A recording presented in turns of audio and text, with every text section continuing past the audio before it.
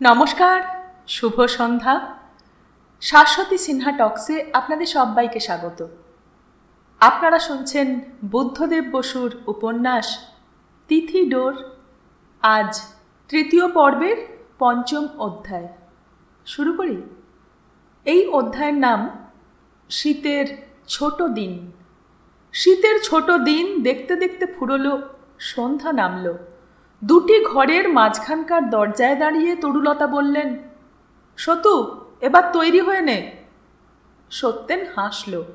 আজ দিনের মধ্যে যতবার মামিমা তাকে সতু বলে ডেকেছেন ততবার ওই একটু হাসি ফুটেছে তার ঠোঁটে। ঠাট্টার হাসি, আবার যেন অন্য কিছুরও। ভাবতে কেমন মজাই লাগে যে তাকে তুই বলবার, সতু বলে ডাকবার এখন এই মামিমা ছাড়া বলতে গেলে কেউ নেই। সত্যেন বলল, তৈরি আবার কি? কিরণ বক্সি গম্ভীর চোখে তাকালো। সাজবে না? সাজবো কেন, আর সেজেই তো আছি। এই সত্যেনের মুখ থেকে নিচের দিকে চোখ নামিয়ে আনলো কিরণ। আবার উপরে তুলে বলল, তুমি এখনো আলোতে ঠোঙা পড়াওনি দেখছি। কি হবে? আমিও তাই বলি, কি হবে, কিন্তু আমাদের পাড়ায় এআরপির ছোঁড়াগুলোর যা তরপানি। না হে, কিরণ আর একবার উপর দিকে তাকালো। আলোটা বাইরে যাচ্ছে, জানলাটা বরং ভেজিয়ে দিই। আরে বসো বসো। কিরণ উঠে জানলা ভেজিয়ে দিল। ফিরে এসে একটু নিচু গলায় বলল, জাপানিরা নাকি বর্মায় ঢুকে গেছে, রেঙ্গুনে বোমাও পড়েছে কাল। কিরণ প্রশ্নের সুরে কথা শেষ করল, তাই সত্যেনকে বলতে হলো, তা হবে? সুবিধে ঠেকছে না ব্যাপারটা। কিরণ ছোট্ট করে বলল, বর্মা গেল। তা গেলই বা, সত্যেন ভাবল, কি এসে যায়, কি আছে সেখানে? বর্মায় একমাত্র মূল্যবান ছিল স্বাতীর মেজদি, তিনি তো কলকাতাতেই। হেমাঙ্গবাবুও যা ভাবনায় গেছে কদিন তার জন্য।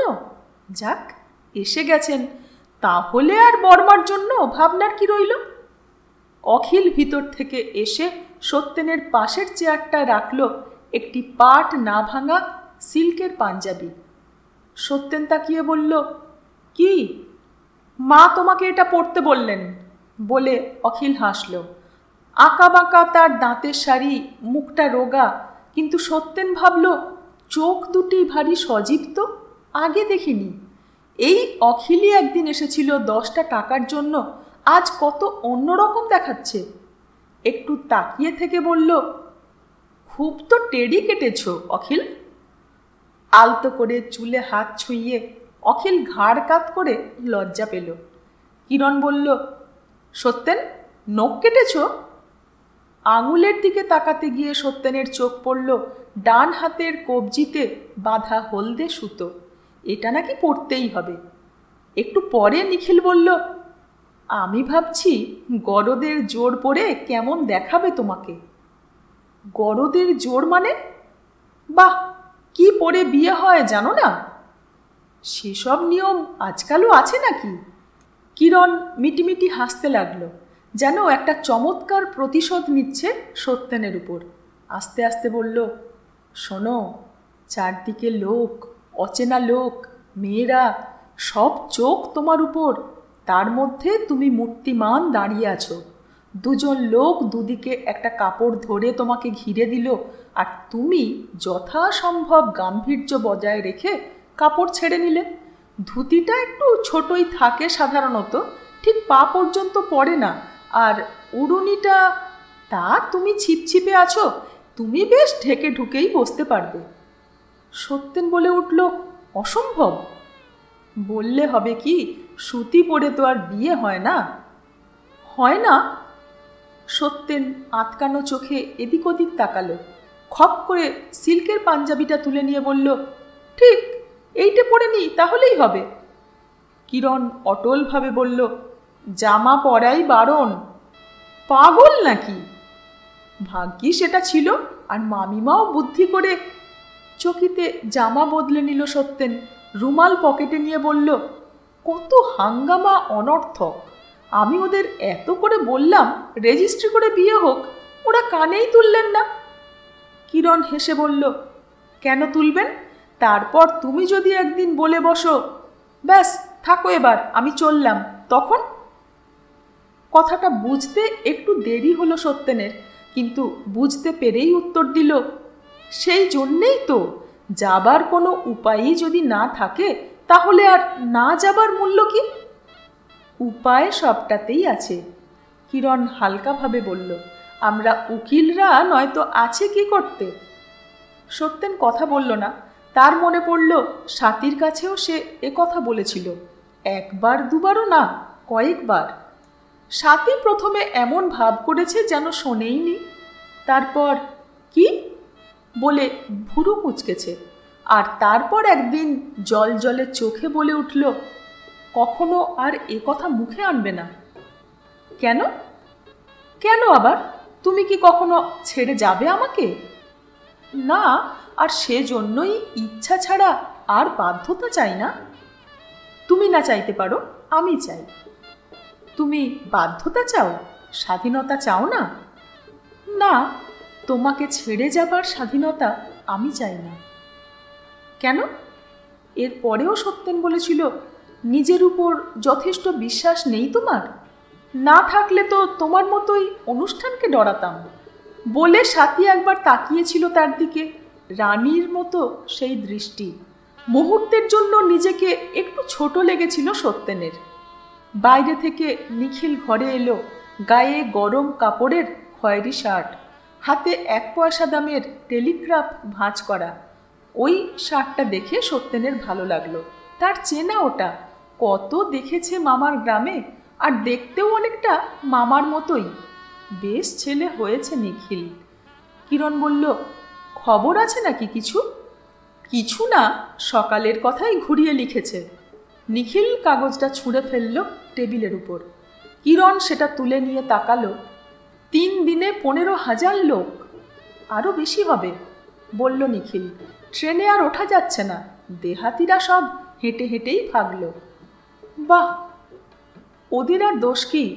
ভালো ভালো ভদ্রলোকরাই। কিরণ কথা শেষ করল না, ভাবল তার শ্বশুরের কথা।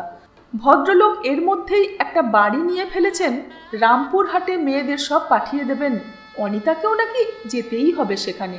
কি অন্যায় জেদ! হ্যাঁ, রাস্তায় আর কথাই নেই এছাড়া। নিখিল হাসল।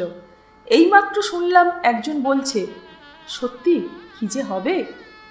কিরণ সত্যেনের দিকে চোখ ফেরালো। তোমার কি মনে হয়? সত্যেন অমায়িকভাবে বলল, কি আবার হবে? তুমি বুঝি ও বাড়ি থেকে এলে নিখিল? হ্যাঁ, তোমাকে নিতে আসছেন ওরা। সত্যেনের হাসি পেল। আজ বুঝি আর নিতে না এলে যেতে পারি না? কি সব নিয়ম! দিদিরা তো কবে থেকেই তাকে তাড়াচ্ছেন। এখন আর দেখো না, আর একেবারে বিয়ের সময়। আর তারপর কাল মেজদি, না সেজদি, সরস্বতী তো সেজদিরই নাম। খুব গম্ভীরভাবে বললেন, সত্যেন, কাল কিন্তু তুমি আর এসো না, বুঝেছ? আর তাই তো আজ সকাল থেকেই দিনটা ঝাপসা।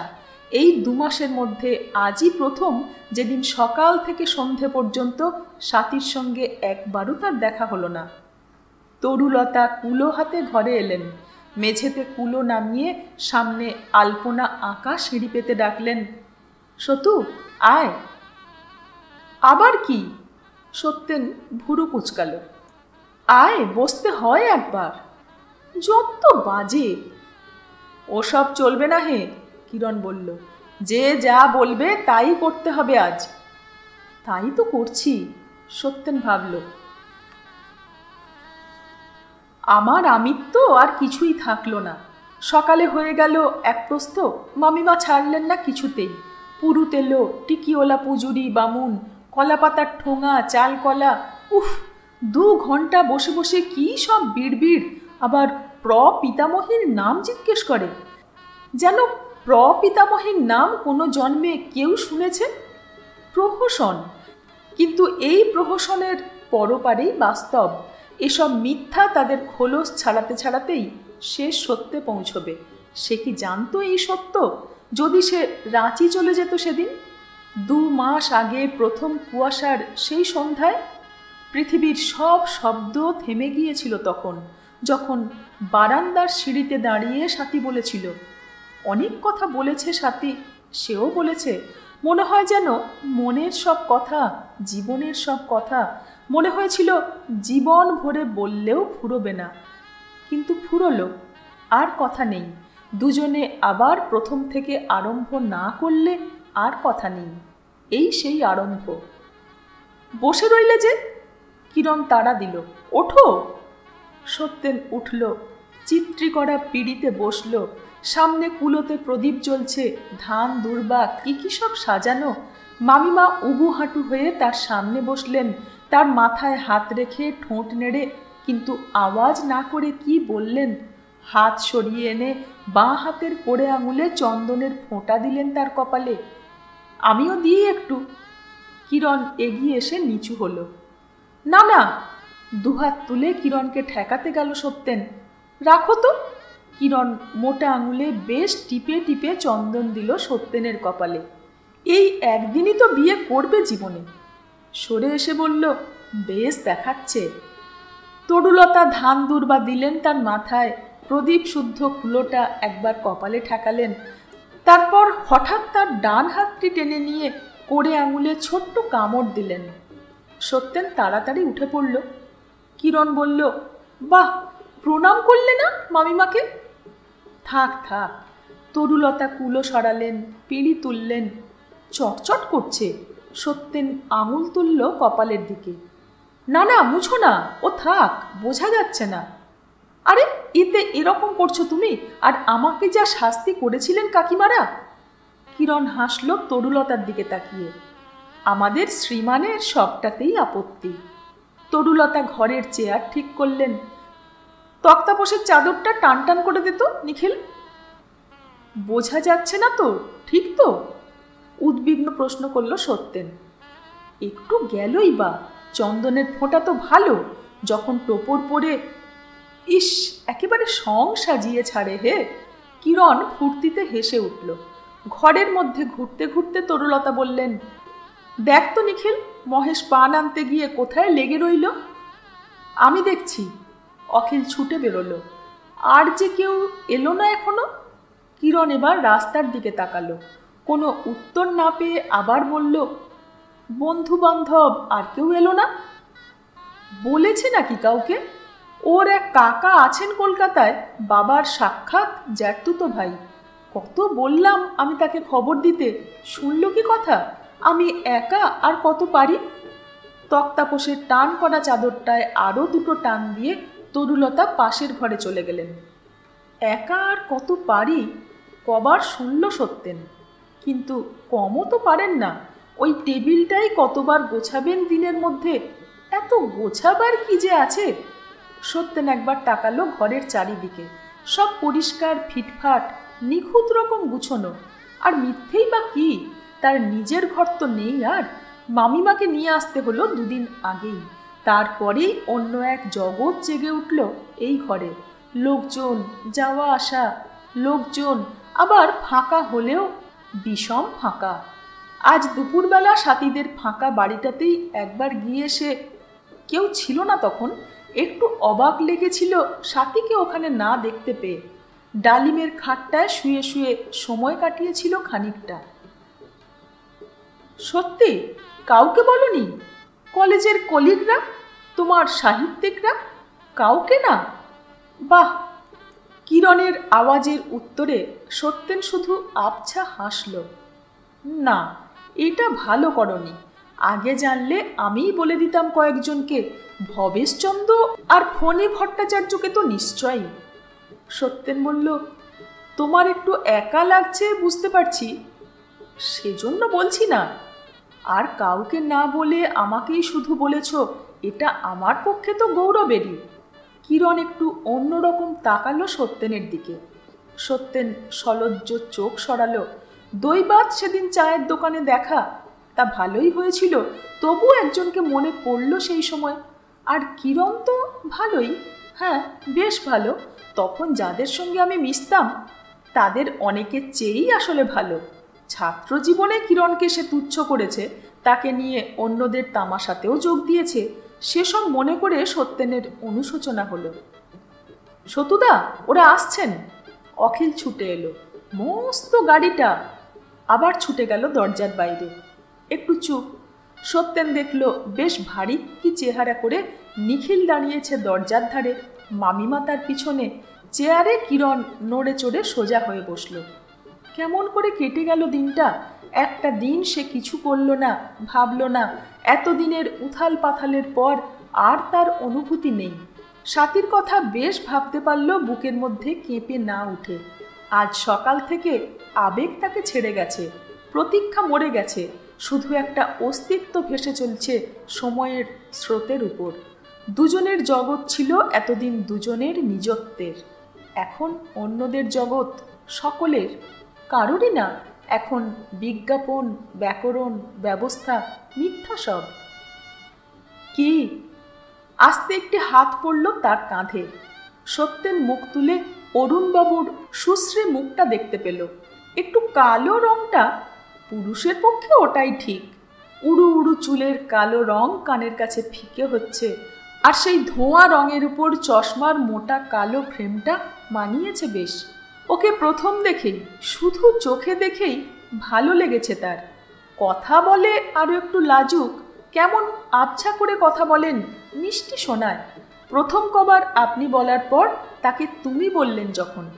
অরুণবাবুর চশমার পিছনে বড় দেখানো চোখে একবার চোখ রেখে সত্যেন বলল, কিরণ, ইনি অরুণবাবু। আর কিরণ হাসল। থাক থাক, ওতেই হবে, আপনি বসুন। সত্যেনের হয়ে সেই ভদ্রতা করল। সত্যেনের পাশের চেয়ারটায় অরুণ বসল। তরুলতা কাছে এসে জিজ্ঞেস করলেন, আমাদের বৌমা কেমন আছেন? আর বলবেন না।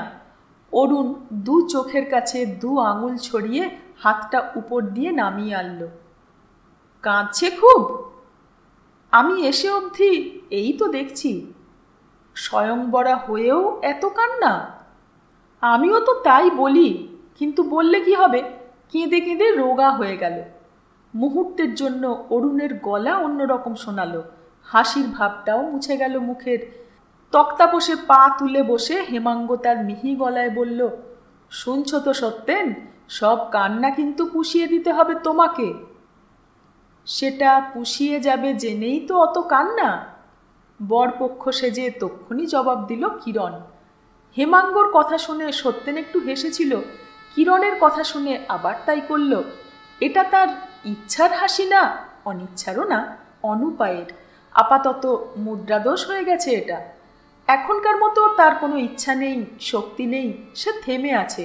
তাকে ঘিরে অনেক কিছু হচ্ছে, কিন্তু সে কিছু ঘটাতে পারে না, ঠেকাতেও পারে না। সে শুধু দেখবে, শুনবে, আর মাঝে মাঝে ওই রকম একটু না হেসেই পারবে না। এখন আর শুনছেও না ভালো করে, যাতে তার কোনো অংশ নেই এরকম একটা দৃশ্যের মতো দেখছে মামিমার চলাফেরা। মিষ্টির থালা এনে এনে প্রত্যেকের সামনে রাখছেন তিনি। মহেশ নিয়ে এলো ট্রেতে করে অনেকগুলি জলের গ্লাস। বাহ, মহেশকে বেশ ফিটফাট দেখাচ্ছে তো আজ। আর অখিল পানের রেকাবি হাতে নিয়ে ঘরে এলো। মামিমা দাঁড়ালেন কিরণের সামনে। একটু খাও। আমি তো এসেই খেলাম। যাবার সময় আবার খেতে হয়। ডালিম আর কিছু? অরুণ ডালিমের দিকে তাকালো। বলে দেব নাকি ডালিম? দূরে দাঁড়িয়ে ডালিম লাল হলো। মেসোমশাই ডাকবে না কিছুতেই, সত্যেনদা বলে ডাকবে। এই নিয়ে ডালিম রোজ ঝগড়া করে তার মার সঙ্গে। মেসোমশাই কথাটা শুনে সত্যেন শিউরল, আর লাল হওয়া মুখে অনেকখানি সপ্রতিভতা এনে ডালিম বলল, মেসোমশাইটা কি বিশ্রী বুড়ো। ঠিক বলেছ ডালিম, বলে উঠল হেমাঙ্গ। আমরাই কি আর জন্ম থেকেই মেসোমশাই ছিলাম? বলে চাঁদির ছোটটাকে, এমন আর ছোট কি, হাত রাখলো একবার। এ কথাটা শুনে হেমাঙ্গবাবুকে খুব ভালো লেগে গেল সত্যেনের। হ্যাঁ, উনিও দেখতে খুব ভালো, দেখতে একটু গম্ভীর, কথাও কম বলেন, কিন্তু বলেন বেশ। আর ডালিম একেবারে টুকটুকে লাল হয়ে গেছে বেচারা, কি মিষ্টি দেখাচ্ছে। তরুলতার দিকে তাকিয়ে গম্ভীরভাবে হেমাঙ্গ বলল, রাতারাতি 11 জনের মেসোমশাই। সত্যেনের চোখের পাতা মিটমিট করল, গায়ে পিনটিন ফুটলে যেমন হয়। আর তরুলতা গম্ভীরভাবেই জবাব দিলেন, আপনাদের মতো বান্ধব পাওয়া ওর ভাগ্যই তো। আপনারাও রত্ন পেলেন। ডালিম আর একটা সরের নাড়ু। রাজি হওয়া হওয়া মুখে ডালিম তাকালো নিখিলের দিকে। নিখিল তার গাল দেখিয়ে বলল, পান খাচ্ছি। ঠিক, পানি খাই। ডালিম এমনভাবে বলল যেন মিষ্টির বদলে পান খাওয়াটা খুব নতুন আর আশ্চর্য প্রস্তাব। পান তুলে নিয়ে মুখে দিল। মহেশ থালা গেলাস সরালো। অখিল বাঁ হাতে চুল চাপলো একবার। ডালিমের নিচের ঠোঁটে ঈষৎ লাল রং দেখা দিল। তরুলতা সত্যেনের সামনে এসে দাঁড়ালেন থালায় করে ফুলের মালা নিয়ে। নে সতু। কি? পরে নে। মালা পড়তে হবে? সত্যেন দুহাত তুলে পিছিয়ে গেল। না না, কিছুতেই না, কিছুতেই পারবো না। পারবো না কিরকম? আরে মালা ছাড়া যে বিয়েই হয় না। এসো এসো। বৃথা ছটফটালো সত্যেন। কিরণ বক্সি জোর করেই তাকে পরিয়ে দিল মোটা সাদা গন্ধ ভরা রজনীগন্ধার মালা। অরুণ তাকিয়ে বলল, বাহ, বেশ দেখাচ্ছে। তা আপনিও নিন একটা। আমি? আচ্ছা। কিরণ হাসল। ছোট একটি মালা তুলে হাতে জড়াতে গিয়ে থামল। গোল করে আস্তে পকেটে রাখলো রুমালের তলায়। অনিতাকে দিতে হবে রাত্রে। সত্যেন এই ফাঁকে মালা খুলে ফেলছিল গলা থেকে। কিরণ এবার হাঁ হাঁ করে পড়ল তার উপর। কি ছেলে মানুষই করো সবসময়, রাখো। এমন ধমক দিয়ে কথাটা বলল যে সত্যেন কেমন মিনি মুখে গলায় মালা নিয়েই দাঁড়িয়ে থাকলো চুপ করে। আরও মালা ছিল থালায়। অখিল নিল, নিখিল নিজে নিয়ে ডালিমকেও দিল। হঠাৎ সমস্তটা ঘর রজনীগন্ধার গন্ধে ভরে গেল। আর যেন সেই গন্ধ ভালো করে নেবার জন্য সকলেই চুপ করে থাকলো একটুক্ষণ। তারপর হেমাঙ্গ মুখে একটি ছোট এলাচ দিয়ে বলল, এবার তাহলে? হ্যাঁ, আর আজ্ঞা না। সত্যেন, চলো। অরুণ কোঁচা ধরে উঠে পড়ল। ডালিম এগিয়ে এলো তাড়াতাড়ি।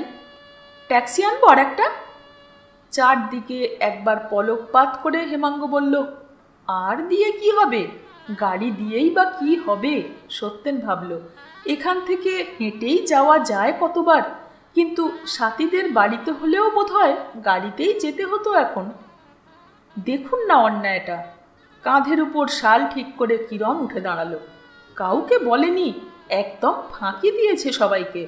আপনারাই বলুন, একজন বন্ধু নিয়ে বিয়ে করতে যায় কেউ? সত্যেন আজকাল একজন ছাড়া দুজন জানে না। অরুণ আস্তে আস্তে বলল। আর কিরণ কথা শুনে হে হে করে লম্বা হাসল। হাসির শেষ দমটা সরু করে বের করে দিয়ে বলল, আচ্ছা, বউ ভাতের সময় শোধ নেব। সত্যেনের গায়ের কাপড়টা চেয়ারের পিঠ থেকে কাঁধে তুলে দিল অরুণ। সত্যেন ফিরে তাকালো, একটু লাল হলো। ওদিকে হেমাঙ্গর মিহি গলা শোনা গেল। আপনি তাহলে অনুমতি করুন। তরুলতা কথা না বলে সত্যেনের দিকে তাকালেন। সত্যেন একটু এগিয়ে এলো। হঠাৎই থেমে বলল, আপনি যাবেন না মামিমা? মামিমার ঠোঁটের হাসি দেখে আবার বলল, যেতে নেই বুঝি? ওসব বাজে নিয়ম, বলে উঠল অরুণ। চলুন আপনি। হাসি একটু ছড়ালো তরুলতার ঠোঁটে। আমি একেবারে বরণ করে বউ ঘরে আনব। সত্যেনের পিছনে কিরণ চুপি চুপি বলল, এ বাড়িতেই থাকছে বিয়ে করে? দেখি, আমাদের পাড়ায় অনেক ফ্ল্যাট খালি যাচ্ছে, বলো তো দেখি একটা নতুন। সত্যেনের মনে হলো সমস্তটাই নতুন। সকলেই তার কথা ভাবছে, সকলেই তার ভালো চায়, তার কাজে লাগতে চায়। ওই তো মামিমা, মুখে দুঃখের শ্রী, চুপচাপ মানুষ, একলা কত কাজ করলেন এসে থেকে।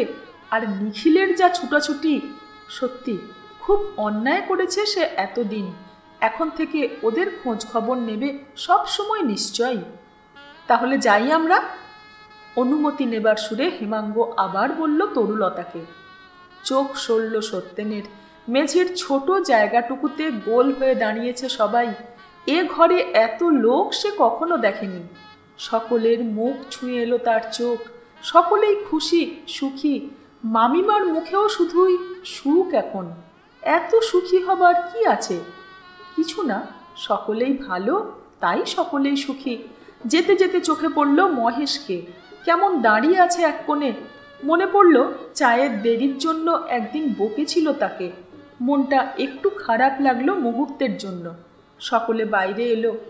তরুলতা দরজার ধারে দাঁড়ালেন, হাত দিয়ে মুখ আড়াল করে উলু দিলেন। অনভ্যাসে প্রথমবার আওয়াজ বেরোলো না, তারপর আবছা, পরের বার জোর আওয়াজ হলো। দোতলার বারান্দায় বেরিয়ে এলো দুটি মেয়ে, তাদের পিছনে একজন মোটা গিন্নি। একটু দেখেই দুটি মেয়ের বড়টি ঘরে চলে গেল সাজতে, তারাও যাবে বিয়েতে। ছোট রাস্তায় অন্ধকারে কালো গাড়িটা প্রায় মিশেছিল। এইবার ভিতরে আলো জ্বলে উঠল। হাত বাড়িয়ে দরজা খুলে দিল ড্রাইভার। সত্যেন সিঁড়িতে দাঁড়িয়ে বলল, গাড়িটা খুব বড় তো? বিজনের এক বন্ধু আছে মজুমদার। পিছন থেকে অরুণ জবাব দিল, তার গাড়ি, একদম নতুন। মজুমদারকে সত্যেন চেনে না, নামও শোনেনি এর আগে, কিন্তু শুনেই বুঝল এই মজুমদার ভদ্রলোকও খুব ভালো, নয়তো নিজের অসুবিধে করেও গাড়ি ছেড়ে দিয়েছেন। একটু অবাক লাগলো তার, এত ভালো লোক আছে পৃথিবীতে, অথচ এতদিন সে তার কিছুই জানতো না। হেমাঙ্গ বলল, ডালিম, ট্যাক্সিতে যাও। আমিও ট্যাক্সিতে, বলল নিখিল। বাকি সকলকেই ধরে গেল মজুমদারের গাড়িতে। গাড়িতে আলো নিভল। ভিতরে অখিল আর কিরণ বসলো সত্যেনের দুপাশে। কিরণের পাশে অরুণ, আর অখিল আর সত্যেনের মাঝখানে থাকলো বরের টোপরটা।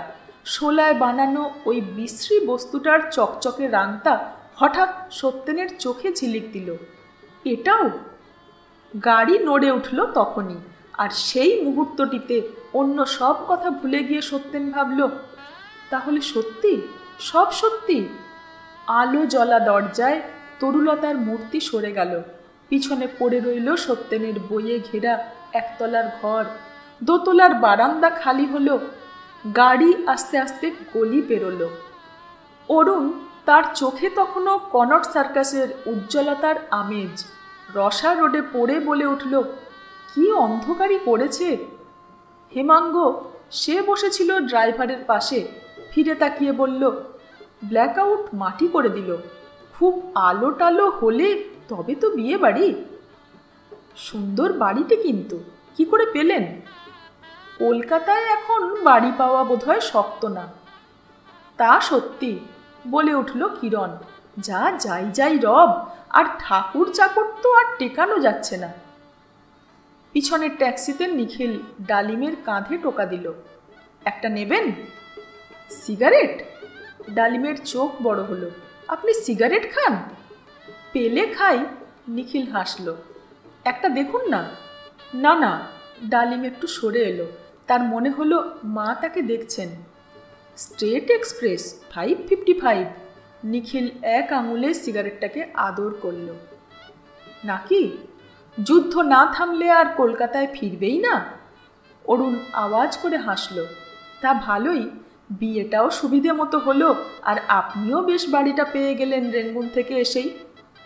আপনি রেঙ্গুন থেকে এলেন? কিরণ পিঠ সোজা করল। কবে এলেন? বর্মার খবর কি? উনি আর বেশি কি জানবেন, উত্তর দিল অরুণ। পার্ল হারবারের পরের দিনই উনি জাহাজে। কিরণ বলল, বাহ। খানিকটা তারিফ করে, খানিকটা নিরাশ হয়ে। নরম গদিতে আরাম করা আবার। অন্ধকারে দেশলাইয়ের আলোয় লাল দেখালো নিখিলের মুখটা। দু চোখে ভয় আর সম্ভ্রম আর ঈর্ষা নিয়ে ডালিম দেখতে লাগলো। চোখা ঠোঁটে ধোঁয়া বের করে নিখিল বলল, বিজনবাবু মাই ডিয়ার মানুষ, দেখা হলেই সিগারেট। অরুণ বলল, ওরা সব আগেই চলে এসেছিল ভাগ্যিস, সকলকে নিয়ে এখন আসতে হলে বিপদেই পড়তেন আপনি। বিপদ আর কি? পলকের জন্য হেমাঙ্গর মনে পড়ল তার রেঙ্গুনে 14 বছরের বাস করা বাড়ি, বাড়ি ভরা ফার্নিচার, শখের জিনিস, তার মগ চাকর, মঞ্চ। এইটুকু বয়স থেকে তার কাছে ছিল। এবারে আসা মানেই যে আশা, তাও কি ভেবেছিলাম? ভালো তো, এরকম কিছু হয়ে না পড়লে জীবনেও তো আপনি বর্মা ছাড়তেন না। মহাশ্বেতা খুব খুশি। সরস্বতী কিন্তু না। কথাটার মানে বুঝে অরুণ বলল, তা লক্ষ্মী সরস্বতীরা যাই বলুন, পেলে আমি ছাড়ব না। যুদ্ধে যাবেন? তবে কি আরউইন হাসপাতালের সেকেন্ড সার্জন হয়ে জীবন কাটাবো? সত্যেনের একটু অবাক লাগলো যে অরুণবাবুর মতো একজন চমৎকার মানুষ স্ত্রীকে ফেলে কোথাও চলে যেতে চাচ্ছেন। নিশ্চয়ই ঠাট্টা করে বলছেন এসব, সত্যি কি আর যাবেন? কিছু বলতে যাচ্ছিল, কিন্তু গাড়ি তখনই ঘুরল। এসে গেছে রসা রোড থেকে সাদার্ন অ্যাভিনিউ, যেখানে তীব্র মোড় নিয়ে বেঁকে গেছে, সেখানে আর করে বসানো একটি দোতলা বাড়ির সামনে গাড়ি দাঁড়ালো। এ বাড়িটাকে যেতে আসতে লক্ষ্য করেছে সত্যেন। সুন্দর দেখায় বিকেলের আলোয়, কিন্তু গাড়ির মোটা কাঁচের ভিতর দিয়ে সে তাকালো। আর ট্যাক্সি থেকে নামার আগে নিখিল অসীম আফসোসে মাত্র কড়পোড়া জ্বলন্ত স্টেট এক্সপ্রেসটা ছুঁড়ে ফেলে দিল। ছি, এটুকুতেই চলে আসবে বুঝলে ধরাতো নাকি তখন? কিন্তু এখন একেবারে অন্যরকম। ছাতে ম্যারাপ বাঁধা, গাড়িতে বসেই ভিতরের ভিড় বোঝা যাচ্ছে। উপরের রেলিংয়ে ঝুঁকে রং বেরঙের শাড়ি, নিচের সিঁড়িতে কারা সব। অন্য জগৎ এখন, অন্য অচেনা অদ্ভুত জগৎ, অন্যদের সকলের অবাস্তব। এ কিছু না, এখনই মিলবে আর তারপর আবার তার নিজের জগৎ, নতুন পাওয়া নিজের। যদিও কবে যে তা ছিল না এখন আর মনে পড়ে না। গাড়ি থেকে নামলো সত্যেন। ভিতর থেকে বাজনা বেজে উঠল ঝমাঝম, শাঁখ বেজে উঠল তীক্ষ্ণ। মহাশ্বেতা চোখ খুলল, উঠে বসল। 2টোর পর শুয়েছে কাল রাত্রে, আবার ভোর না হতেই গায়ে হলুদ। সারা দিন ঝিমঝিম করেছে, আর বিকেল থেকেই মাথাটা। কি শরীরই হয়েছে তার! পাছে মাথা ধরে আর সব মাটি হয়ে যায়, এত গোলমালের মধ্যেও জোর করে খানিকক্ষণ শুয়েছিল আলো নিবিয়ে। একটু ঘুমিয়ে নিয়ে এখন, হ্যাঁ ঠিক, সে ঠিক থাকবে, কিছু বাদ দেবে না, বিয়ের ফুর্তির একটি ফোঁটাও বাদ দেবে না। কত কাল পরে এই জীবন। খাট থেকে নেমে আলো জ্বালালো। মুখোমুখি দাঁড়ানো আলমারির আর ড্রেসিং টেবিলের 2 আয়নায় আলো ঝলসালো। জোড়া খাটের পিছল গায়ে টাটকা বার্নিশ ঝিলিক দিল। ভালো লাগলো মহাশ্বেতার। বার্নিশের গন্ধের খোঁচা ভালো লাগলো। নতুনের গন্ধ, নতুন জীবন। আজ রাত্রে যারা এ ঘরে থাকবে তাদেরই শুধু নয়, তারও, হ্যাঁ তারও। মহাশ্বেতা ঘরের দরজা বন্ধ করল। আয়নার সামনে গায়ের কাপড় ফেলে মুখে গলায় ক্রিম মাখল। তারপর গোলাপি রঙের পাউডার বুলোতে লাগলো আস্তে আস্তে। দরজায় টোকা পড়ল। কে? আমি সরস্বতী। আঁচলটা লোটাতে লোটাতে মহাশ্বেতা দরজা খুলে আড়ালে দাঁড়ালো। সরস্বতী ভিতরে আসতেই বন্ধ করে দিল আবার। এতক্ষণে কাপড় পরছিস তুই? এই তো হয়ে গেল। শুয়ে থাকার জন্য চুলের যা একটু ভাঙচুর হয়েছিল, পাতলা পাতলা আঙুলে তার মেরামত করে মহাশ্বেতা খোঁপা চাপড়ালো 2বার। সরস্বতী বলল, তোর চুল কিন্তু খুব আছে এখন। তার মানে মহাশ্বেতা ভাবল, ওই যা একটু চুলই আছে, আর কিছু নেই। কিন্তু চুলি বা কি, লম্বা, কিন্তু সনের দড়ির মতো পাতলা হয়ে গেছে, আর একদম টান টান। বনের মাথার কোঁকড়া ঘন পুঞ্জের দিকে এক পলক তাকালো। শুকনো একটু হেসে বলল, লম্বা এক যন্ত্রণা, খুলতে বাধ্যে হয়রান। সরস্বতীর ঠোঁটের কোণে হাসল। না, সত্যি। পরনের ঢাকাই জামদানিটা ছেড়ে ফেলে মহাশ্বেতা একটু দাঁড়ালো। হাত কাটা বিলেতি সেমিজের উপর দুধ সাদা সাটিনের পেটিকোট পরা। সরস্বতী তার চোখের দিকে তাকিয়ে বলল, ঘুমোচ্ছিলি? না।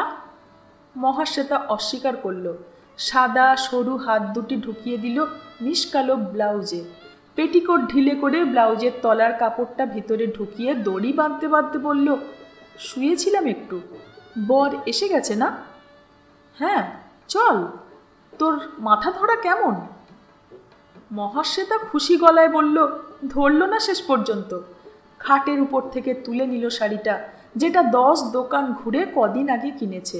ক্রিম রঙের বেনারসির 7 রূপোর আঁচলটা দেখতে দেখতে সরস্বতী বলল, এসব মিটে গেলে তোর শরীরটা সারিয়ে নে ভালো করে। অ্যানিমিয়ার খুব ভালো একটা চিকিৎসা বেরিয়েছে নতুন। আর চিকিৎসা। মহাশ্বেতা ভাঁজ ফেলে ফেলে কোঁচা ফেলল। ছেলেপুলে হতে হতে মেয়েদের শরীরের আর থাকে কি, বলে ঝলমলে আঁচলটা কাঁধের উপর দিয়ে নামিয়ে দিল। ওসব বাজে কথা। অরুণ ডাক্তারের হালের মতটা উদ্ধৃত করল সরস্বতী। কাজে তত বেশি কিছু দেখাওনি বাপু। কচ্ছপের ডিমের মতো বড় বড় মুক্তোর একটি ফাঁস গলায় এঁটে নিল মহাশ্বেতা। দুটির পরেই তো চুপচাপ। তোমারই বা কি, মোটে তো 4 জন। সরস্বতী পিঠ চাপড়ানো হাসল। 5 জন, 5 জন সরস্বতী, শুকনো গলায় জবাব দিল মহাশ্বেতা। মুক্তোর ঝুমকো ঝুলিয়ে দিল 2 কানে। সরস্বতীর মুখের ভাব বদলে গেল। সত্যি, মহাশ্বেতার প্রথম মেয়েটা যে 8 মাসের হয়ে মরেছিল সে কথা তার মনেই থাকে না।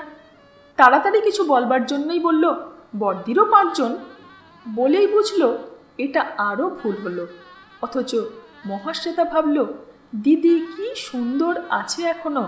থান পড়লেই মানুষকে বুড়ো দেখায়, কিন্তু আমি আর দিদি পাশাপাশি দাঁড়ালে আমাকেই দিদি ভাববে লোকে। কেন আমার এরকম হলো? দিদির তো হয়নি, অনেকের তো হয় না। কেন আমার রক্ত নেই, মাংস নেই, আর হবেও না কোনো দিন?